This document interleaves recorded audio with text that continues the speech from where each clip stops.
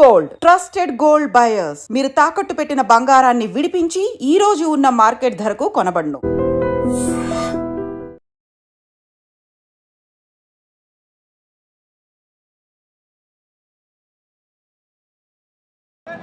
జై తెలంగాణ. జై తెలంగాణ. నేను నా కొడుకు ఆదిత్య గ్రాడ్యుయేషన్ సెరమనీ పూర్తి చేసుకొని అమెరికా నుండి వచ్చే లోపల మరి ఏదో లేఖ లీక్ అయిందని చెప్పి గత 2-3 రోజులుగా చాలా హంగామా నడుస్తున్నట్టుగా తెలుస్తా ఉన్నది. మరి ఈ సందర్భంగా నేను చెప్పదలుచుకున్నది ఒకటే, 2 వారాల క్రితం నేను గౌరవనీయులు పెద్దలు కేసీఆర్ గారికి ఒక లేఖ రాయడం జరిగింది. నేను ఈ విధంగా కేసీఆర్ గారికి ఇదివరకు కూడా నా ఒపీనియన్స్ ఎప్పుడున్నా కూడా లేఖ ద్వారా చెప్పడం జరిగింది. అయితే ఈసారి నేను మొన్ననే చెప్పున్నాను, కుట్రలు కుతంత్రాలు జరుగుతూ ఉన్నాయని.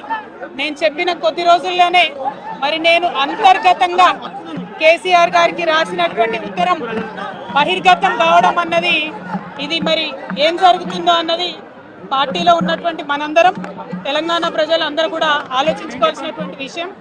నేను వేరే ఏం విషయాలు చెప్పలేదు. నేను కేవలం పార్టీలో ఉండేటటువంటి అన్ని స్థాయిలో ఉన్నటువంటి నాయకులందరూ అనుకుంటున్నటువంటి విషయాలు. దాదాపు సగం తెలంగాణ నేను ఈ సందర్భంగా ఈ మధ్యలో టూర్ చేసినటువంటి సందర్భంలో తెలంగాణ ప్రజలు అనుకుంటున్నటువంటి విషయాలను మాత్రమే నేను పెద్ద ఎత్తున చెప్పడం జరిగింది తప్పితే నా పర్సనల్ ఎజెండా ఏమీ లేదు. నాకు వ్యక్తిగతంగా ఎవరి మీద ద్వేషం లేదు, ఎవరి మీద ప్రేమ లేదు. కానీ నేను రాసినటువంటి లేఖ చాలా అంతర్గతంగా పార్టీలో మా నాయకుడికి రాసినటువంటిది.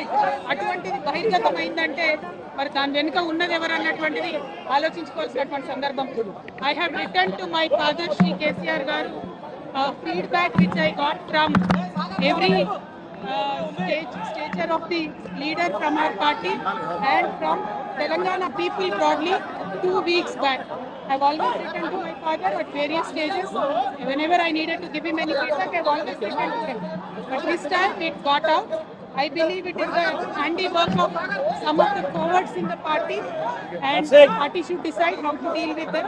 I have not written anything negative against KCR garu or the party. To strengthen the party and to work for the people of Telangana.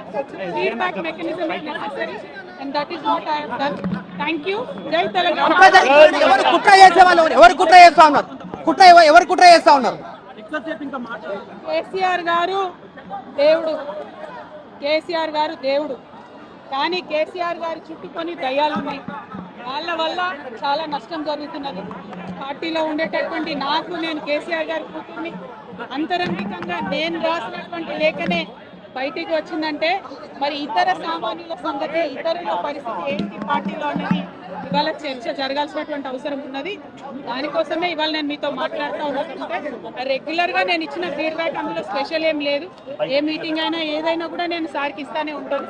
కానీ ఈసారి ప్రత్యేకించి బయటికి రావడం అన్నది నేను బాధాకరంగానే ఉన్నది.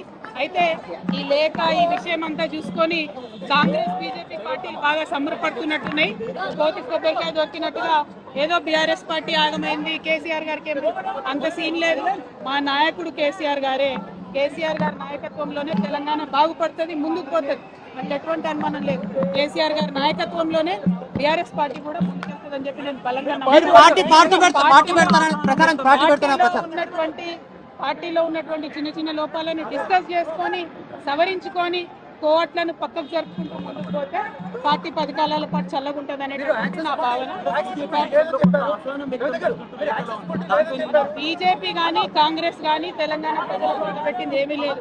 2 పార్టీలు కూడా తెలంగాణను ఫెయిల్ చేసినాయి.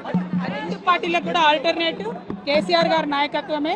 ఆ కేసీఆర్ గారి నాయకత్వంలోనే తెలంగాణ ముందుకు పోతుందని చెప్పి నేను బలంగా నమ్ముతా ఉన్నాను. Thank you.